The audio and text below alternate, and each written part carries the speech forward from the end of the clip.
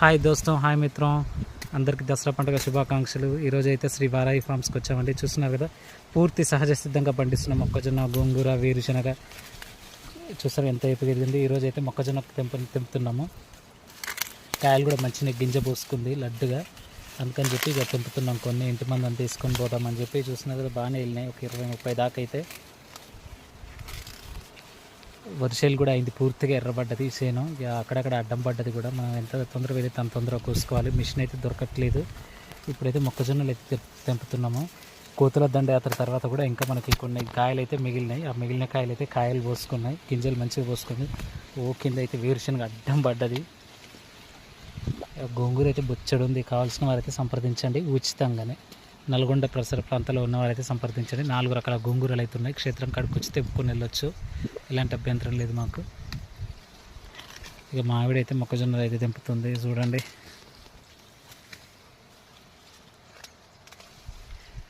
శ్రీ వారాయి forms చుట్టూ పొలం మధ్యలో మనం. దాదాపు చుట్టూ వరి పొలాలు అయితే ఈనినాయి, పొట్టకొచ్చినాయి, ఈనినాయి, కంకులు పడ్డాయి. మనం మాత్రం పూర్తిగా పొలం అయిపోయింది. అందుకే చూడండి, మా పక్కన మనకి పొలం ఎర్రగా కనపడుతుంది కదా, చూపిస్తా మీకు. ఆ పొలం ఎర్రబడ్డది కూడా చూపిస్తా. అయితే వేసినాము, అదైతే తీగ అయితే అల్లుకుంది, కానీ నాకైతే ఒక్క కాయ కనపడట్లేదు. బొబ్బర్లు ఏం కాసినావు ఏమో. తీగ అయితే విపరీతంగా అల్లుకుంది బొబ్బర్లు. ఇప్పుడు చూస్తున్నారు కదా, వరి పొలం అది ఎంత ఎర్రగా అయిందో. కొంచెం ఆ పైమల్లి అయితే అడ్డం పడ్డది.